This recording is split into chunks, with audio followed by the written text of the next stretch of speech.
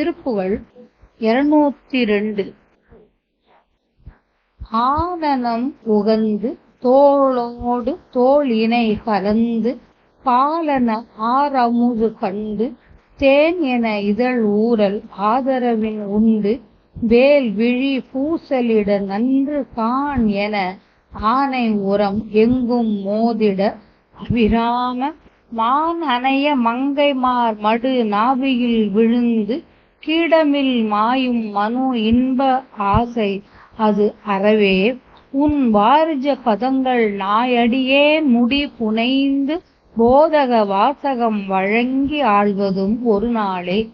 ஈன அதி பஞ்ச பாதக தானவர் பிரச்சண்ட சேனைகள் ஈடழிய வென்று வானவர் குல சேனை ஏவல் கொளும் இந்திரலோக வசீகர அலங்கிருசாகர ராஜதம் அறிந்த கோமள வடிவோனே சோனை சொறி குன்ற வேடுவர் பேதை பயில்கின்ற ஆறிரு தோளுடைய கந்தனே வயலியில் சூளிகை உயர்ந்த கோபுர மாளிகை பொன் இஞ்சி சூழ் தரு சுவாமிமலை நின்று உலாவிய பெருமாளே.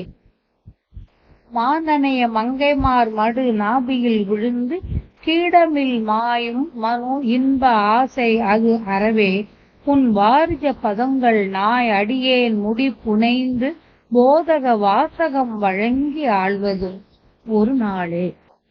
சூளிகை உயர்ந்த கோபுர மாளிகை பொன் இஞ்சி சூழ் தரு சுவாமிமலை நின்று உலாவிய பெருமாளே.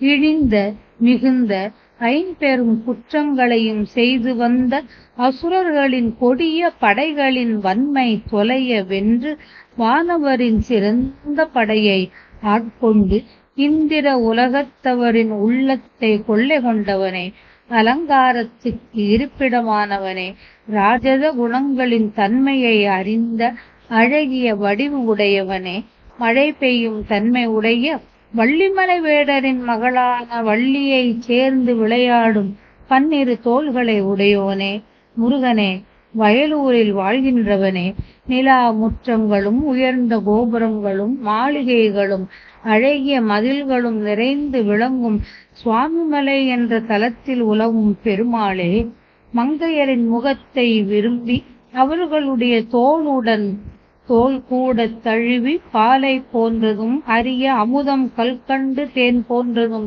என்று கூறுமாறு உள்ளதுமான வாய் இதழின் ஊரலை காதலுடன் பருகி வேல் போன்ற கண்கள் போரிட நன்றாய்ப்பார் எனுமாறு யானையின் மத்தகம் போன்ற கொங்கைகள் மோதுமாறு அழகிய மான் போன்ற மங்கையரின் மடுவை போன்ற கொப்புளில் விழுந்து புழுவை போன்று மடியும் மனித இன்ப ஆசையானது நீங்கிட நின் தாமரை மலர் போன்ற திருவடிகளை நாய் போன்ற எளியவனான என் தலையில் சூட்டி அருளி ஞானோபதேசம் செய்து என்னை கொள்ளும் ஒரு நாளும் உண்டாகுமோ அருள் செய்வாயாக.